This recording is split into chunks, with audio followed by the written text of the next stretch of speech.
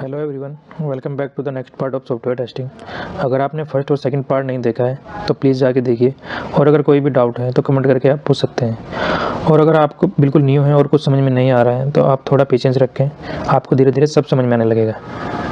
और अपने आप को कम से कम 1 महीना या 2 महीने दें, जिससे आपको क्लियर होता रहेगा कि आपको क्या करना है, और ये पूरा सॉफ्टवेयर टेस्टिंग आपकी समझ में आने लगेगा।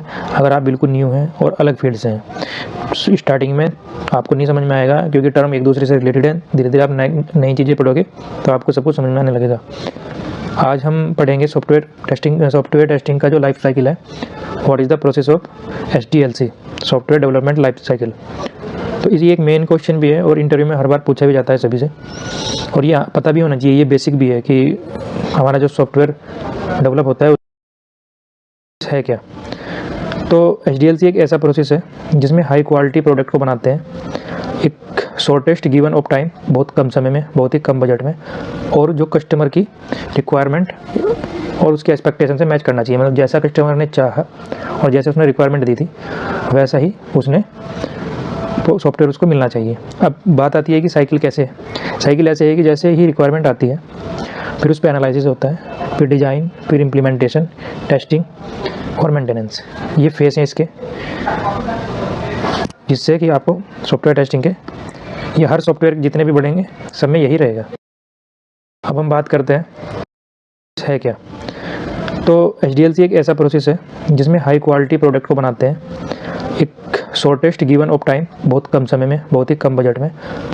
थोड़ा डिटेल में सॉफ्टवेयर टेस्टिंग का जो लाइफ साइकिल है और डिटेल में एनालिसिस करने में कौन कौन जो टीम मेंबर हैं वो इन्वॉल्व रहते हैं। सबसे पहले प्रोडक्ट ओनर, जिसको वो प्रोडक्ट चाहिए।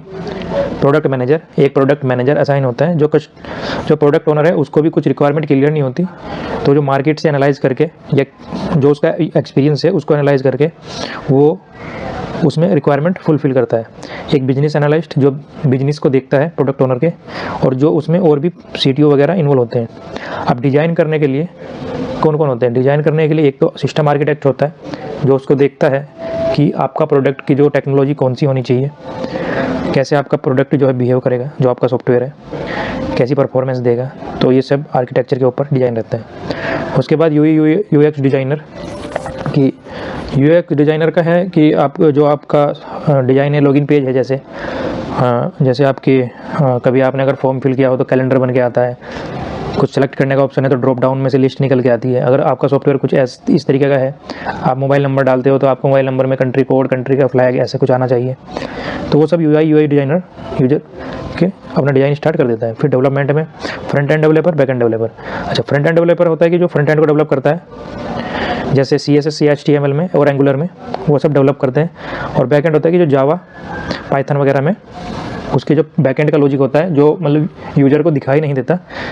फ्रंट एंड में जो सामने सब कुछ दिखता है वो सब फ्रंट एंड का है, और जो फ्रंट एंड में नहीं दिखता है, जो लॉजिकल जो लगा होता है, लॉजिकल डाटा, वो सब बैक एंड से डेवलप होता है। टेस्टिंग में QA इंजीनियर, टेस्टर, डेवऑप्स, ये सभी टेस्ट केस लिखते हैं। टेस्ट केस लिखने के बाद टेस्ट केस लिखते हैं टेस्ट सिनारियो के ऊपर, फिर उसको वहाँ से टेस्ट केस लिखने के बाद टेस्ट करते हैं, बग्स रिपोर्ट करते हैं, बग को वेरीफाई करते हैं, रीटेस्ट करते हैं, और रीटेस्ट करने के बाद फिर से वो वेरीफाई करने के बाद अगर सही है तो डिप्लॉयमेंट के लिए चला जाएगा, नहीं सही है तो फिर से रीडेवलपमेंट में आ जाएगा। यहाँ से फिर से रीडेवलपमेंट में आ जाएगा अगर कोई बग मिलता है तो, ठीक है। फिर उसके बाद डेवलपमेंट करने के भी तरीके होते हैं, जैसे ये AWS से होता है, अमेजन के डेवऑप्स से होता है, ये सब अलग टीम होती है डेवऑप करने के लिए। डेवलपमेंट होने के बाद ये जाता है कस्टमर के पास। अब कस्टमर ने यूज़ किया और उसको कोई प्रॉब्लम आती है, उसको मान लो कि उसको लॉगिन नहीं हो रहा कस्टमर को, और फिर उसके बाद वहाँ के कस्टमर के खुद के जो टेस्टर भी होते हैं। अगर कोई बड़ा प्रोडक्ट है या बड़ा सॉफ्टवेयर है तो उसके खुद के भी टेस्टर्स होते हैं, QA होते हैं, जो उसको टेस्ट करते हैं। उसने मान लो उसका यूज़ नहीं हुआ सही से, उसने कोई प्रॉब्लम आई, तो वो फिर से यहाँ पे आ जाएगा प्रोडक्ट ओनर के पास। प्रोडक्ट ओनर के पास आएगा, फिर से वो एनालाइज करेगा, कुछ उसको प्रॉब्लम आएगी तो वो डेवलपमेंट में दे देगा। डेवलपमेंट के बाद टेस्टिंग के बाद फिर से डेवलपमेंट में, अगर सब कुछ सही रहता है तो फिर से मेंटेनेंस। ये साइकिल चलता रहता है। तो सॉफ्टवेयर डेवलपमेंट का यही है। डेफिनेशन आपको इंटरनेट पे बहुत सारी मिल जाएगी, लेकिन आपको इसका मेन जो प्रोसेस है वो पता होना चाहिए। अभी के लिए तो यही मेन प्रोसेस है।